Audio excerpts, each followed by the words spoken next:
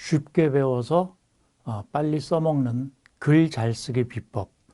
자, 얘기를 계속하겠습니다. 지난 시간에는 많이 쓰는 게 무조건 장땡이다. 그런 말씀을 드렸습니다. 미국에 적어왔는데 싱클레어 루이스라는 사람이 있습니다. 이게 이제 옛날 사람인데요.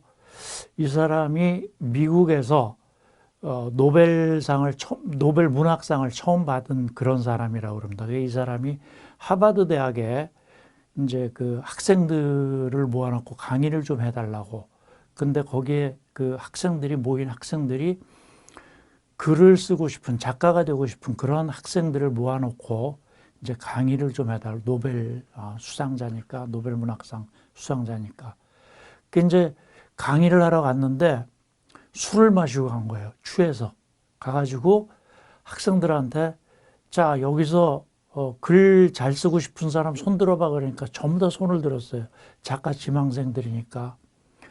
그 사람이 한마디 딱 하고는 돌아갔답니다. 그 얘기가 뭐냐 하면 근데 글을 잘 쓰고 싶은 사람들이 여기 왜 앉아 있어? 빨리 가서 글 쓰는 연습이나 해. 그게 강의 끝이래요. 그런 뜻이 글을 잘 쓰고 싶다 하는 생각이 드는 분은 그저 책상에 앉아서 짧은 글이든 긴 글이든 많이 써보는 게 최고입니다. 근데 이제 제가 첫 시간부터 말씀드렸다시피 이렇게 하면 글을 좀 더 쉽게 쓸 수 있습니다 하는 그 요령을 지금 말씀드리는 거예요. 그 요령 중에 뭐 여러 가지 제가 소제목들을 붙였습니다만은 OW1H 또 뭐 이런 식으로 조금씩 하나의 그 소제목처럼 붙여서 여러분들에게 지금 말씀을 드리고 있습니다. 이렇게 제 나이 또래 또는 저보다 조금 연배가 젊은 그런 사람들을 만나보면 글을 잘 쓰고 싶다라는 그 얘기는 참 많이 합니다. 그래서 제가 물어봐요. 그럼 도대체 글을 잘 쓰고 싶다는 거는 어떤 글을 잘 쓰고 싶으냐? 라고 물어보면 대부분 대답을 잘 못합니다. 글을 잘 쓰고 싶다라는 욕망은 가득한데 도대체 잘 쓴 글은 어떤 글인가 하는 거에 대한 개념을 뚜렷하게 갖고 있지는 않은 거예요. 이제 그 이유는 대부분 글을 쓴다라는 데 대해서 자신감이 없는 겁니다. 근데 우리가 글을 쓴다라는 거는 일종의 의사소통을 하는 거죠. 한번 생각해 봅시다. 우리 조그만 애기들 보면 제일 처음에 엄마 뱃속에서 태어나가지고는 제일 처음에 뭘 합니까? 듣는 것부터 시작합니다. 엄마가 아가야, 이름이 있으면 길동아, 이런 식으로 자기 이름을 불러주고 또 엄마가 이거 먹여줄까? 이런 식으로 엄마, 아빠, 이런 단어들을 듣는 것부터 시작하죠. 그러다가 시간이 지나면 옹알옹알 이제 말을 하기 시작합니다. 자, 듣기, 말하기, 이걸로 한 사람이 외부 세계와 커뮤니케이션을 하는 거예요. 그 다음에 우리가 나이가 조금 더 들면 학교에 들어가기 시작하면서 말하고 듣고 그 다음에 처음에 듣고 말을 하고 그 다음에 책을 읽는 걸 배우죠. 그래서 내가 읽는 거를 어느 정도 익숙하게 되면 그 다음에는 글 쓰는 걸 배웁니다. 책, 아버지, 어머니 이런 식의 그 단어들을 쓰면서 기억, 니은, 글자를 쓰기 시작하죠. 그러면 우리가 이제 커뮤니케이션을 하는 네 가지 형식을 제일 어렸을 때부터 이렇게 봐오면 제일 처음에 듣는 거, 그 다음에 말하는 거, 그 다음에 읽는 거, 그 다음에 제일 마지막에 우리가 배우는 게 쓰는 거예요. 근데 쓴다라고 했을 때 쓰는 걸 제일 처음 배울 때는 어떻습니까? 다른 글자를 보고 글자를 씁니다. 그러다가 이제 글자 한 글자 쓰다가 그게 단어가 되고 문장이 되고 이런 식으로 점점 늘어나게 되죠. 그래서 우리가 이제 글을 잘 쓴다라고 했을 때 도대체 잘 쓰는 글을 쓰려면 쓰는 연습이 우선 많이 돼야죠. 근데 그 쓰는 연습이라고 하는 것이 우리가 어렸을 때부터 글씨는 참 많이 썼어요. 근데 글씨가 아니고 글을 쓴다라는 거는 자기 생각이 들어가는 어떤 내용물을 이렇게 종이에 적는 거 아닙니까? 생각을 할 줄 알아야 된다는 얘기인데, 우리가 글을 쓰려면 자기 자신만의 독특한 생각이 있어야 돼요. 독특한 생각 이전에 우선 남의 생각이라도 생각을 읽고 그 읽은 걸 자기 나름대로 해석할 수 있어야 됩니다. 그게 제가 지금 말을 굉장히 어렵게 하는 것 같은데 사실은 그렇게 어려운 게 아니에요. 우리가 나랑 친구랑 둘이 얘기를 하는데 내가 저 사람이 하는 말을 알아듣고 이해를 하지 않습니까? 이해를 한다는 거는 내가 생각이 있다는 거예요. 그리고 내가 저 사람에게 무슨 얘기를 한다 할 때도 내가 내 생각을 가지고 있는 겁니다. 생각이 있어야지 말을 할 수가 있어요. 생각이 있어야지 글을 쓸 수가 있어요. 마찬가지로 좋은 글이라는 거는 좋은 생각을 할 수 있어야 되는데 여기에서 좋은이라는 거는 나만의 독창적인 생각입니다. 여러분들이 좋은 글을 쓰고 싶다라고 말씀을 할 때 그 좋은 글이란 도대체 어떤 글일까? 이거 한번 생각해 보자고요. 좋은 글이라는 거는 한 3가지 정도, 여기서 좋은 글이라고 할 때 뭐 미사여구를 쓴 글이라든가 이런 걸 얘기하는 게 아닙니다. 좋은 글이라는 게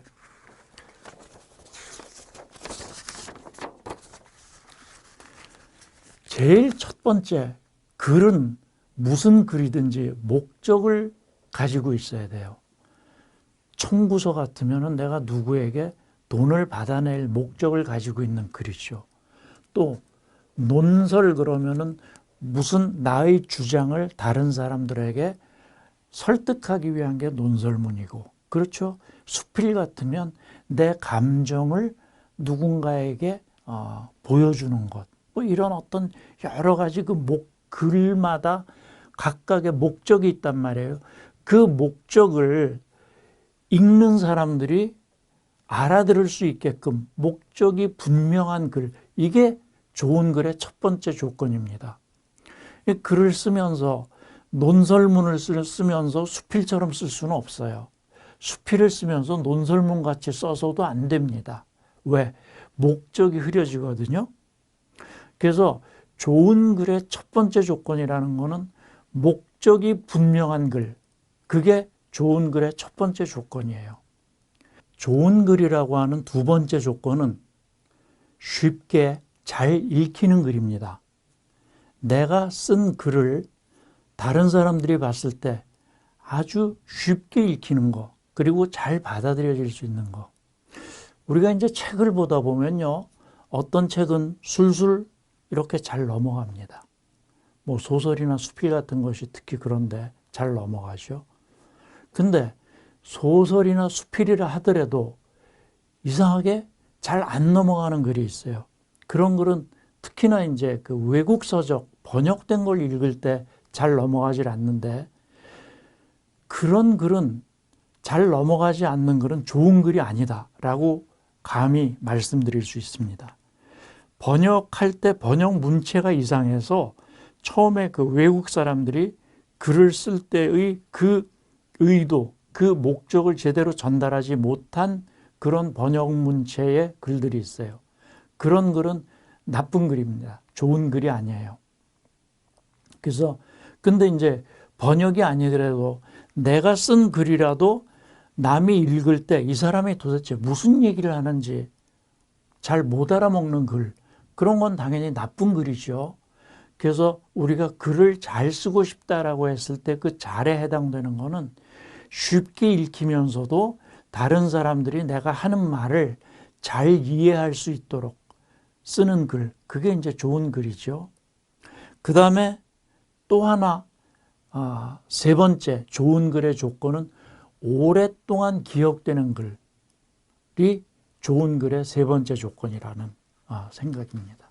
그러면 오랫동안 기억에 남는 글이라는 것은 글이 쉽게 읽히고 내가 쓴 글이 상대방에게 큰 울림을 주고 큰 깨달음을 주고 그러면 오랫동안 남는 것이요. 그렇게 해서 좋은 글의 세 가지 조건, 목적에 맞는 글, 그 다음에 두 번째가 뭐라고 그랬습니까? 쉽게 읽히는 글, 그 다음에 세 번째가 깊은 울림을 주고 감동을 주고 사람들이 기억을 오랫동안 할 수 있는 글, 이 세 가지 요건을 갖춘 게 잘 쓴 글이에요. 근데 이제 우리가 흔히 글을 잘 쓰고 싶어라고 얘기할 때의 잘 쓴 글, 그것은 이 세 가지를 생각하기 이전에 일반인들이 생각하는 잘 쓴 글이라는 거는 글을 쓸 때 좀 두려움 없이 쉽게 글을 쓰기 시작할 수 있는 글, 그렇게 하고 싶다. 글을 쓸 때. 사실 우리가 요즘 그 글 쓸 기회는 굉장히 많아졌습니다. 옛날보다. 옛날에는 회사에 들어가서 또는 학교에서 뭐 글쓰기 시간 이런 거 이외에는 글을 쓰는 그런 기회가 학교를 졸업하면 잘 없었어요. 근데 요즘은 어떻습니까? 인터넷이라는 게 많이 발달되고 인터넷에서 온갖 커뮤니케이션이 일어나요. 그 커뮤니케이션에 댓글이라도 달래면 그 댓글을 단다라는 거, 문장 몇 개라도 그것도 글을 쓰는 겁니다. 무의식적으로 글을 쓰죠. 근데 이제 그 댓글 중에 요새 악플이라고 하는 거 있지 않습니까? 그거 사실은 글을 쓸 줄 모르는 사람들, 글을 못 쓰는 사람들이 악플을 달아요. 왜? 글을 못 쓰니까 욕만 드립다 쓰는 것이요. 욕도요, 정말 글 잘 쓰는 사람이 욕을 쓰게 되면 아주 멋진 문장이 됩니다. 근데 글 쓸 줄 모르는 사람들이 욕을 써놓으면 그거는 욕 같지도 않은 욕이 되는 거예요. 그래서 댓글에 욕을 달고 싶으신 분들도 글을 좀 멋지게 쓰는 연습을 하고 나서 욕을 쓰면 훨씬 더 그 욕을 먹는 사람이 내가 쓴 그 욕의 목적에 맞게끔 수치심을 느끼거나 그럴 거예요. 그러니까 악플을 좀 많이 달고 싶으신 분들도 글 쓰는 연습을 좀 많이 하시기 바랍니다. 무슨 이메일을 비롯해서 이 인터넷이라는 것이 사람들을 전부 다 엮어놓고 보니까 그렇게 글을 쓸 수 있는 기회가 많아져요. 글을 쓸 수 있는 기회가 많아질수록 글을 잘 쓰고 싶다는 생각은 점점 더 많이 일어나고 그러면 글을 어떻게 하면 잘 쓸 수 있을까? 그거는 지난 시간에 말씀드린 것처럼 많이 써보는 것 이상의 글 잘 쓸 수 있는 방법은 없습니다. 글쓰기하고요, 운동하고 똑같은 거예요. 운동을 많이 하면 근육도 붙고 그러지 않습니까? 글쓰기도 마찬가지죠. 많이 쓰면 글 쓰는 스킬이 늘어나요. 그리고 글을 쓰게 되면 내 생각을 내가 정리를 좀 더 잘하게 됩니다. 생각이 잘 정리가 되면 글이 더 잘 나오죠. 운동을 하면 할수록 운동을 좀 더 잘할 수 있게 되는 거하고 마찬가지입니다. 그러니까 우리가 이때까지 제가 지금 4번, 5번째 이렇게 그 글쓰기에 대한 말씀을 드리고 있는데 이런 것들을 하나하나 보면서 글쓰기 연습을 많이 한다. 이렇게 생각을 하시면 좋겠습니다. 그래서 다음 시간부터는 우리가 실제적으로 글을 쓸 때 스킬이라고 얘기하는 거, 주어, 서술어, 목적어들은 어떻게 쓰는가, 문장에 대한 거. 사실은요, 글을 쓰려면 문법을 좀 알아야 됩니다.